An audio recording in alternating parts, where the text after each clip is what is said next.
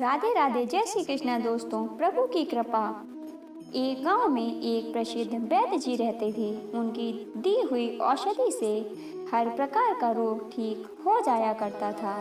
गांव में ही एक पुरानी सी इमारत में वैद्य जी का मकान था। वैद्य जी पिछले हिस्से में रहते थे और अगले हिस्से में औषधालय खोल रखा था। उनकी पत्नी की आदत थी कि औषधालय खोलने से पहले उस दिन के लिए आवश्यक सामान एक चिट्ठी में लिखकर दे देती थी। वैद्य जी गद्दी पर बैठकर पहले भगवान का नाम लेते, फिर वह चिट्ठी खोलते। पत्नी ने जो बातें लिखी होती उनके भाव देखते, फिर उनका हिसाब करते, फिर परमात्मा से हाथ जोड़ प्रार्थना करते। हे भगवान, मैं केवल तेरे ही आदेश के अनुसार तेरी भक्ति छोड़कर यहाँ दुनियादारी के चक्कर में आ बैठा हूँ। वैद्य जी कभी अपने मुंह से किसी रोगी से फीस नहीं मांगते थे। कोई देता था, कोई नहीं देता था, किंतु एक बात निश्चित थी कि जो ही उस दिन के आवश्यक सामान खरीदने योग्य पैसे पूरे हो जाते थे, उसके बाद वह किसी से भी दवा के पैसे नहीं लेते थे, चाहे रोगी कितना ही धनवान क्यों न हो। एक दिन वैद्य जी ने औषधालय खोला। गद्दी पर बैठकर परमात्मा का स्मरण करके पैसे का हिसाब लगाने के लिए आवश्यक सामान वाली चिट्ठी खोली तो वह चिट्ठी को एक तक देखते ही रह गए। एक बार तो उनका मन भटक गया। उन्हें अपनी आंखों के सामने तारे चमकते हुए नजर आए, किंतु शीघ्र ही उन्होंने अपनी तंत्रिकाओं पर नियंत्रण पा लिया। आटे, दाल, चावल आदि के बाद पत्नी ने लिखा था, बेटी का विवाह 20 तारीख को है, उसके दहेज का सामान। कुछ देर सोचते रहे, फिर बाकी चीज़ों की कीमत लिखने के बाद दहेज के सामने लिखा, यह काम परमात्मा का है, वही जाने। एक दो रोगी आए थे, उन्हें वैद्य जी औषधि दे रहे थे। इसी दौरान एक बड़ी सी कार उनके औषधालय के सामने आकर रुकी। वैद्य जी ने कोई विशेष ध्यान नहीं दिया, क्योंकि कई कारों वाले उनके पास आते रहते थे। दोनों रोगी औषधि लेकर चले गए। तभी एक सूटेड बूटेड साहब कार से बाहर निकले और नमस्ते करके बेंच पर बैठ गए। वैद्य जी ने कहा, अगर आपको अपने लिए औषधि लेनी है तो इधर इस स्टूल पर आ जाएं, ताकि आपकी नाड़ी देख लूं, और अगर किसी रोगी की दवाई लेकर जाना है तो बीमारी की स्थिति बताइए। वह साहब कहने लगे, वैद्य जी, आपने मुझे पहचाना नहीं। मेरा नाम कन्हैया लाल है, किंतु आप मुझे पहचान भी कैसे सकते हैं, क्योंकि मैं 15-16 साल बाद आपके इस औषधालय पर आया हूँ।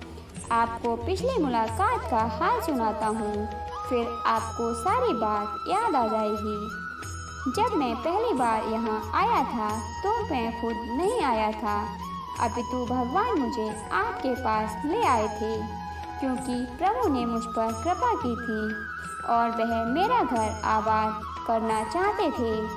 हुआ इस तरह था कि मैं कार से अपने पैतृक घर जा रहा था।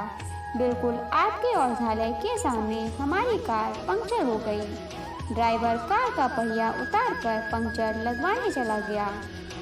आपने देखा कि गर्मी में मैं कार के पास खड़ा था, तो आप मेरे पास आए और औषधालय की ओर इशारा किया और कहा कि इधर आकर कुर्सी पर बैठ जाएं। अंधा क्या चाहें, दो आंखें और कुर्सी पर आकर बैठ गया। ड्राइवर ने कुछ ज़्यादा ही देर लगा दी थी। एक छोटी सी बच्ची भी यहाँ आपकी मेज के पास खड़ी थी और बार बार कह रही थी, चलो ना बाबा, मुझे भूख लगी है। आप उससे कह रहे थे कि बेटी थोड़ा धीरज धरो, चलते हैं। मैं यह सोचकर कि इतनी देर से आपके पास बैठा था और मेरे ही कारण आप खाना खाने भी नहीं जा रहे थे, मुझे कोई औषधि खरीद लेनी चाहिए ताकि आप मेरे बैठने का भार महसूस न करें। मैंने कहा, वैद्य जी, पिछले 5-6 साल से इंग्लैंड में रहकर कारोबार कर रहा हूँ। इंग्लैंड जाने से पहले मेरी शादी हो गई थी, लेकिन अब तक बच्चे के सुख से वंचित हूँ। यहाँ भी इलाज कराया और वहाँ इंग्लैंड में भी, लेकिन किस्मत ने निराशा के सिवा और कुछ नहीं दिया। तब आपने कहा था, मेरे भाई, भगवान से निराश न हो। याद रखो कि उसके कोष में किसी चीज़ की कोई कमी नहीं है। आस औलाद, धन इज्जत, सुख दुख, जीवन मृत्यु, सब कुछ उसी के हाथ में है। यह किसी वैद्य या डॉक्टर के हाथ में नहीं होता और न ही किसी दवा में होता है। जो कुछ होना होता है वह सब भगवान के आदेश से होता है। औलाद देनी है तो उसी ने देनी है। मुझे याद है आप बातें करते जा रहे थे और साथ साथ पुड़िया भी बनाते जा रहे थे।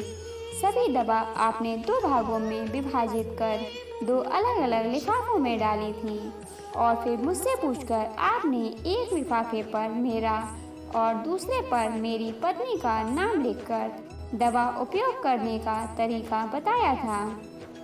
मैंने तब बेदिली से बेहद औषधि ले ली थी, क्योंकि मैं सिर्फ कुछ पैसे आपको देना चाहता था। लेकिन जब दवा लेने के बाद मैंने पैसे पूछे तो आपने कहा था, बस ठीक है।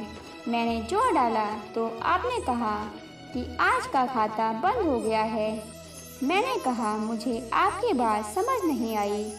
इसी दौरान वहाँ एक और आदमी आया। उसने अब हमारी चर्चा सुनकर मुझे बताया कि यह खाता बंद होने का मतलब है कि आज घर के घरेलू खर्च के लिए जितनी राशि वैद्य जी ने भगवान से मांगी थी वह उन्हें दे दी है। अधिक पैसे वे नहीं ले सकते। मैं कुछ हैरान हुआ और कुछ दिल में लज्जित भी कि मेरे विचार कितने निम्न थे और यह वैद्य कितना महान है।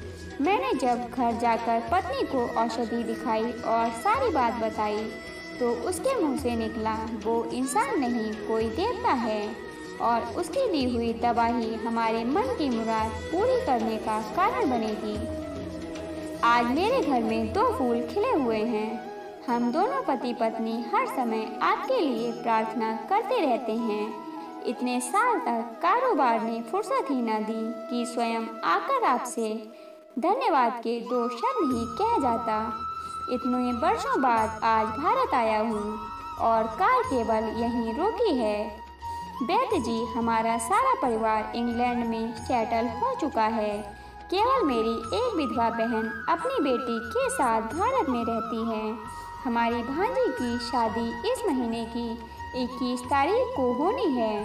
ना जाने क्यों जब मैं अपनी भांजी के भात के लिए कोई सामान खरीदता था तो मेरी आंखों के सामने आपकी बहन छोटी सी बेटी भी आ जाती थी और हर सामान में दोहरा खरीद लेता था। मैं आपके विचारों को जानता था कि संभवतः आप वह सामान ना लें, किंतु मुझे लगता था कि मेरी अपनी सगी भांजी के साथ जो चेहरा मुझे बार बार दिख रहा है वह भी मेरी भांजी ही है। मुझे लगता था कि ईश्वर ने इस भांजी के विवाह में भी मुझे भात भरने की जिम्मेदारी दी है। वैद्य जी की आंखें आश्चर्य से खुली की खुली रह गईं और बहुत धीमी आवाज में बोले, कन्हैया जी, आप जो कुछ कह रहे हैं मुझे समझ नहीं आ रहा कि ईश्वर की यह क्या माया है। आप मेरी श्रीमती के हाथ की लिखी हुई यह चिट्ठी देखिए। और वैद्य जी ने चिट्ठी खोलकर कन्हैया जी को पकड़ा दी। वहाँ उपस्थित सभी यह देखकर हैरान रह गए कि दहेज का सामान के सामने लिखा हुआ था, यह काम परमात्मा का है, परमात्मा जाने। कांपती सी आवाज में वैद्य जी बोले, कन्हैया जी, विश्वास कीजिए कि आज तक कभी ऐसा नहीं हुआ कि पत्नी ने चिट्ठी पर आवश्यकता लिखी हो और भगवान ने उसी दिन उसकी व्यवस्था ना कर दी हो। आपकी बातें सुनकर तो लगता है कि भगवान को पता होता है कि किस दिन मेरी श्रीमती क्या लिखने वाली हैं, अन्यथा आपसे इतने दिन पहले ही सामान खरीदना आरंभ ना करवा दिया होता परमात्मा ने। वाह भगवान वाह, तू महान है, तू दयावान है। मैं हैरान हूँ कि वह कैसे अपना रंग दिखाता है। दोस्तों, ये कहानी आपको कैसी लगी कमेंट बॉक्स में ज़रूर बताइएगा। अच्छी लगी हो तो लाइक और शेयर कीजिएगा। ऐसे ही अन्य कहानियों को सुनने के लिए चैनल को सब्सक्राइब कर लीजिएगा। कहानी को पूरा सुनने के लिए धन्यवाद दोस्तों।